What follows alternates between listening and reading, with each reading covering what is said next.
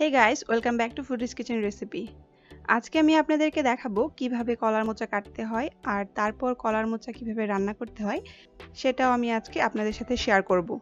যারা এখনো আমার চ্যানেলটিকে সাবস্ক্রাইব করেননি প্লিজ সাবস্ক্রাইব করুন আর অবশ্যই পাশে থাকা বেল আইকনটিতে প্রেস করে রাখবেন। ফেসবুকে যদি আপনি আমার ভিডিওটি দেখে থাকেন তাহলে অবশ্যই একটা থাম্বস আপ দিয়ে ভিডিওটি বেশি বেশি করে শেয়ার করে দিবেন। লিংক পেতে ডেসক্রিপশন বক্সটি চেক করুন। আমি একটা কলার মোচা নিয়েছি। এভাবে এর খোসাগুলো আমি ছাড়িয়ে নিব। আমাদের মেইনলি দরকার ভিতরের এই যে ফুলের মতো সাদা যে অংশটা সেটা, আর লাল অংশটাকে আমরা ফেলে দেব। এবার সাদা অংশ থেকে একটা একটা করে নিয়ে এর ভিতরে শক্ত তারের মতো যে অংশটা আছে সেটা ফেলে দিতে হবে। আপনারা একটু ভালো করে খেয়াল করলেই বুঝতে পারবেন।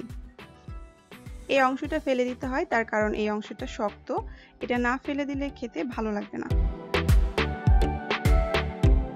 একটু দেখে বোঝার চেষ্টা করুন আমি কিভাবে কাটছি।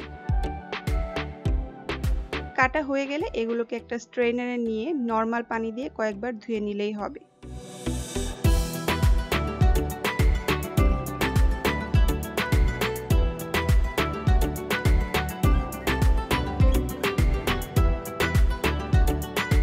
চুলায় একটা প্যান গরম করে তাতে পরিমাণ মতো তেল দিয়ে দিচ্ছি। দিয়ে দিচ্ছি হাফ কাপ পেঁয়াজ কুচি। এবার পেঁয়াজগুলোকে একটু গোল্ডেন কালার করে ভেজে নেব।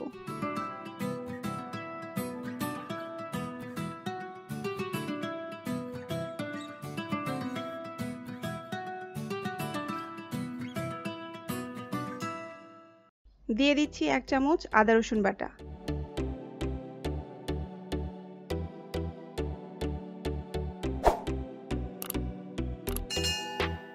লবণ দিয়ে দিচ্ছি স্বাদ মতো। 1 চামচ হলুদের গুঁড়া, 1 চামচ মরিচের গুঁড়া, হাফ চামচ রাঁধুনি গুঁড়া। রাঁধুনিকে ইংরেজিতে বলা হয় সেলেরি সিডস। আমাকে অনেকেই কমেন্ট করেন যে রাঁধুনিটা কি। আসলে রাঁধুনি হচ্ছে অনেকটা আজওয়াইন বা জোয়ান এর মতো দেখতে, তবে একটু কালচে হয় আর এটার ফ্লেভারটা অনেক বেশি স্ট্রং, তাই পরিমাণে অল্প দিতে হয়।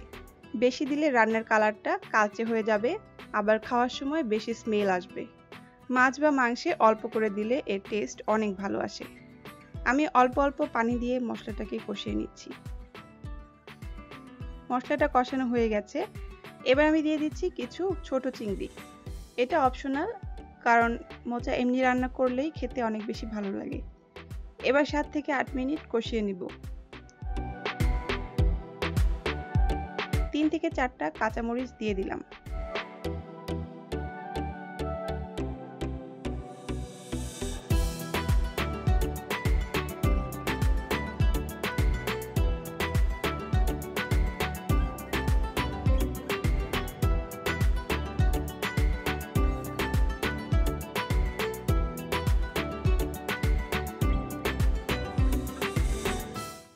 একটু পানি দিয়ে দিচ্ছি যেন নিচে লেগে না যায়।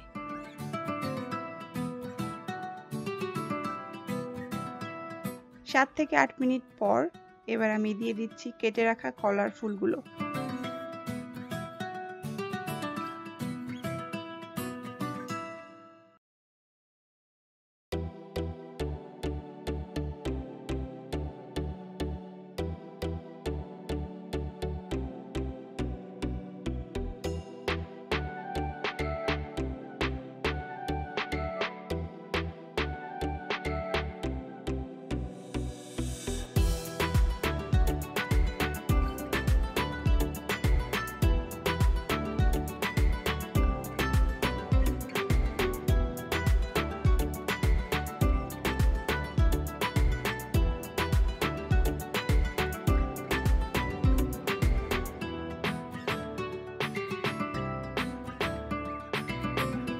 ঢেকে রান্না করব যেন কলার ফুল তাড়াতাড়ি সিদ্ধ হতে পারে।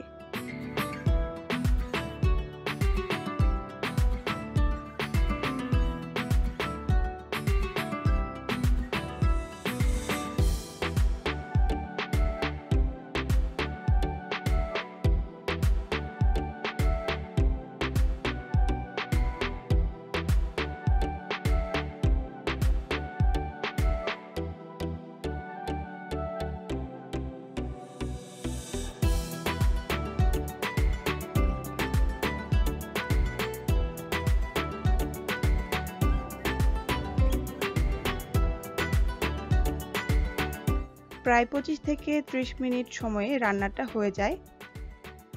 এবার আমি দিয়ে দিচ্ছি ভাজা জিরার গুঁড়া হাফ চামচ। এখন ভালো করে নেড়েচেড়ে মিশিয়ে নামিয়ে নিব। তৈরি হয়ে গেল খুবই মজাদার কলার মোচার রেসিপি। আমি আশা করছি আমার আজকের রেসিপিটি আপনাদের কাছে ভালো লেগেছে। অবশ্যই রেসিপিটি ট্রাই করবেন, আশা করি আপনাদেরও ভালো লাগবে। যারা এখনও আমার চ্যানেলটিকে সাবস্ক্রাইব করেননি প্লিজ এক্ষুনি সাবস্ক্রাইব করে পাশে থাকা বেল আইকনটিতে ক্লিক করে রাখবেন। সবাই অনেক বেশি ভালো থাকবেন। ভিডিওটি দেখার জন্য আপনাদেরকে অসংখ্য ধন্যবাদ।